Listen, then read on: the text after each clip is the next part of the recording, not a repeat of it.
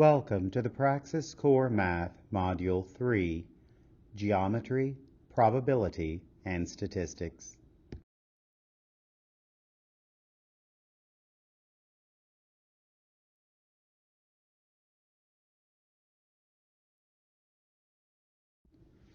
Geometric figures, lines. A line is a straight figure with no curves and no width that extends indefinitely in two directions. Since it has length but no width, it is considered one-dimensional. It has one dimension, length, of the three possible dimensions, length, width, and height. A ray is a line that starts at one point and then continues indefinitely in one direction, like a ray of sunshine starting at the sun and extending forever into space. A line segment is a line that connects 2 points and stops instead of continuing. Geometric figures, angles. An angle is formed when two lines meet at the same point. Angles are measured in degrees. It takes 360 degrees to make a complete circle. This means if you face directly north and turn to the right until you are facing directly north again, you will have turned 360 degrees. A straight line creates a 180-degree angle. This means if you faced east and turn until you are facing west, you will have turned 180 degrees. If you were to face north and turn until you face east, this would be 90 degrees. A 90-degree angle is called a right angle and is often indicated by a small square inside the angle. A 90-degree angle looks very much like the capital letter L. We often use the increments of 90 and 180 to classify other angles. An angle that is smaller than 90 degrees is an acute angle. An angle that is larger than 90 degrees is an obtuse angle. Two angles that add up to 90 degrees are complementary. Two angles that add up to 180 degrees are supplementary. This data can be very important on test questions because knowing that two angles add up to 90 or to 180 degrees can allow you to determine the degree of one angle if you know the degree of the other angle. Angle example problem. Suppose we know that two angles form a straight line when combined, and we have equations that give the measures of each angle using a variable as shown below. How can we find the measure of each angle? 5x plus 13 degrees is the first angle, and 3x plus 7 is the second. The angles create a straight line together, meaning that they are supplementary, and therefore add up to 180 degrees. Using this knowledge, we can create an equation that adds the two angles and sets them equal to the sum of 180. 5x plus 13 plus 3x plus 7 equals 180. To find x, we first simplify the left side of the equation, then get x by itself to subtract 20 to get rid of the plus 20, and then dividing by 8 to get rid of the multiply by 8. As you see in the problem, 5x plus 13 plus 3x plus 7 equals 180. In the second step, 8x plus 20 equals 180. In the third step, we get rid of the 20 on the left side, and we have 8x equals 160. To get rid of the 8 and isolate the x, we divide both sides by 8, and in the end, x equals 20. Now that we know that the value of x is 20, we can plug 20 back in for the x to find the measure of each angle. 5 times 20 plus 13 equals 100 plus 13, which equals 113 degrees. Then 3 times 20 plus 7 equals 60 plus 7, which equals 67 degrees. Notice that 113 degrees and 67 degrees do in fact add up to 180 degrees, so the answer is correct.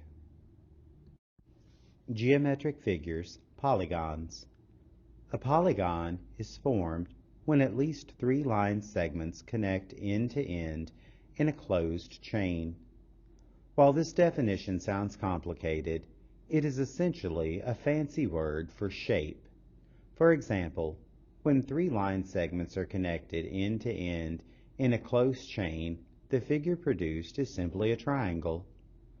Polygons are classified based on how many line segments are used to make them, or more precisely, the number of sides a polygon has. The table below shows the name for a polygon with a given number of sides. 1 with 3 sides is a triangle, 4 is a quadrilateral, 5 is a pentagon, 6 a hexagon, 7 a heptagon, 8 an octagon, 9 a nonagon, 10 a decagon, 11 a hentagon, and 12 a dodecagon. Another descriptor often applied to a polygon is the word regular.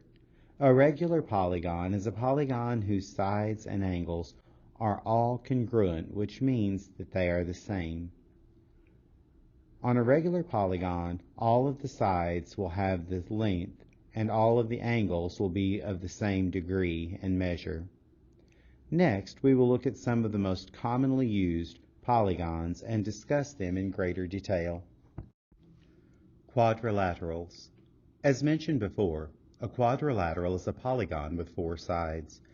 Another feature that quadrilaterals share is that the angles inside the shape always add up to 360 degrees. However, there are many specific shapes that have 4 sides.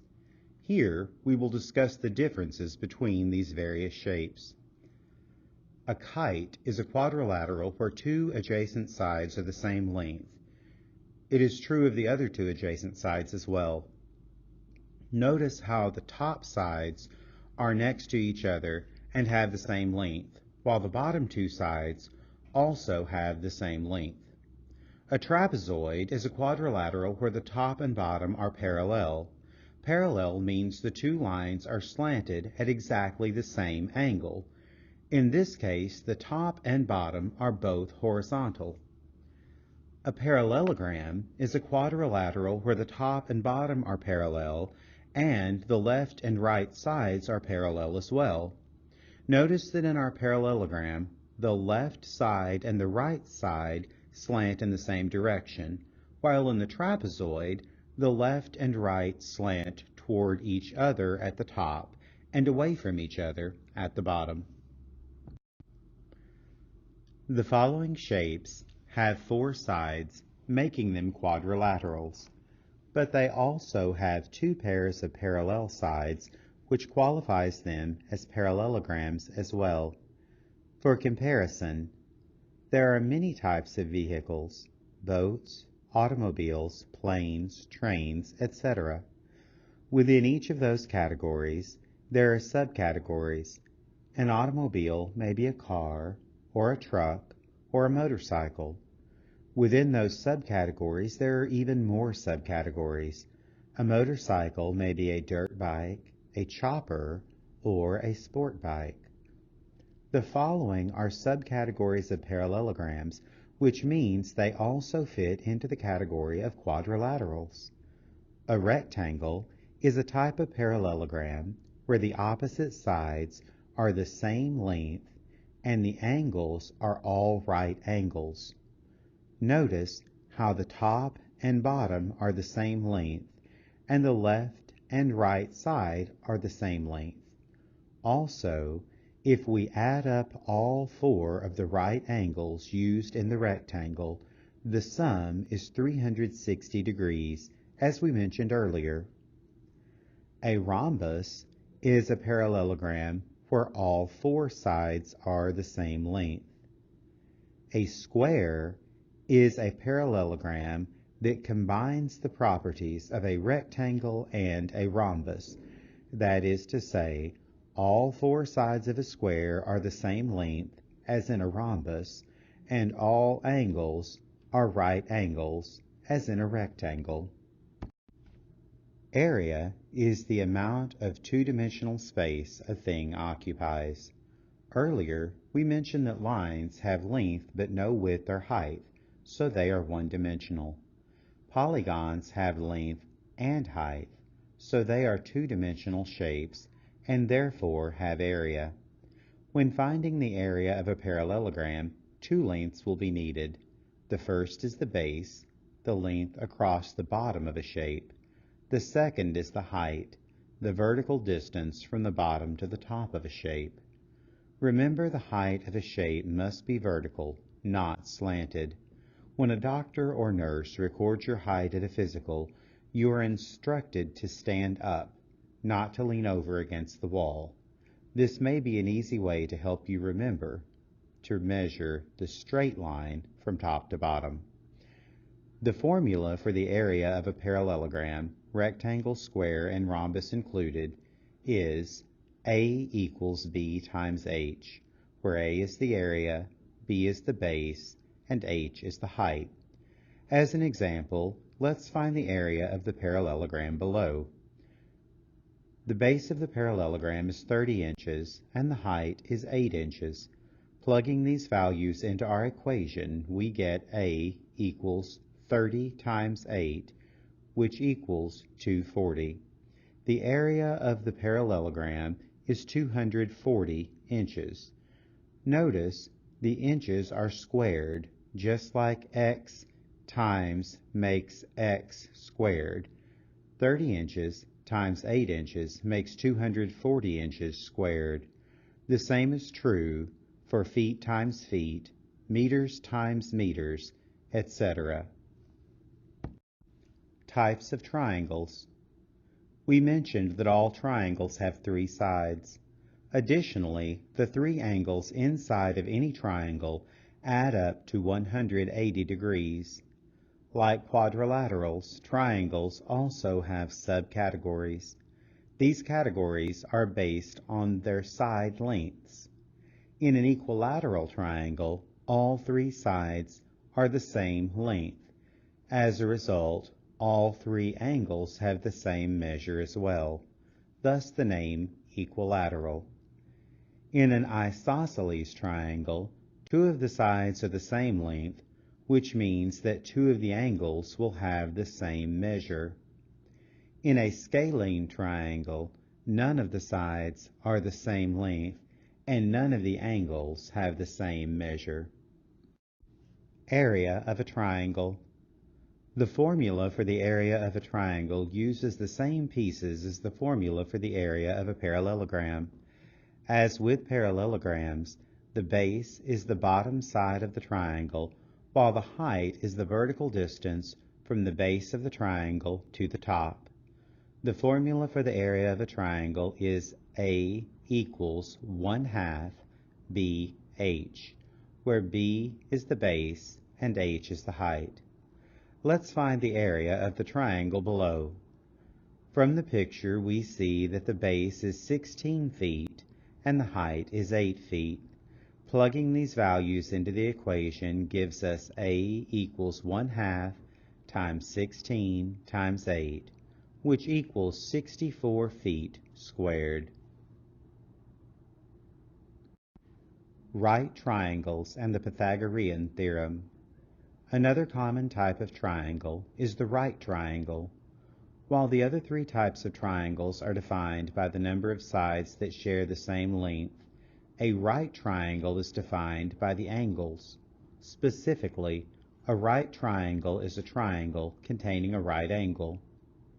In a right triangle, the sides have specific names based on where they are located. The two sides that make the right angle, the two shorter sides, are called legs. The side across from the right angle, which is always the longest side, is called the hypotenuse. A special equation called the Pythagorean theorem relates the sides of a right triangle. The Pythagorean theorem is a squared plus b squared equals c squared, where a and b are the legs and c is the hypotenuse. It doesn't matter which leg is a and which leg is b, but c must be the hypotenuse. If you know any two sides of a right triangle, then you can plug them into the appropriate letters and solve for the remaining side.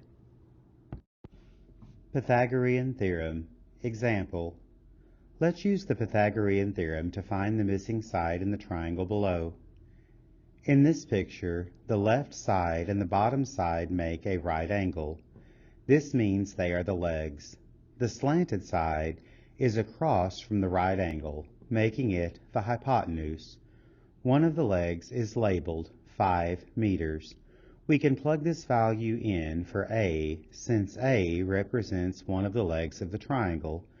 The other leg's length is not known, so we will leave the variable B in the equation.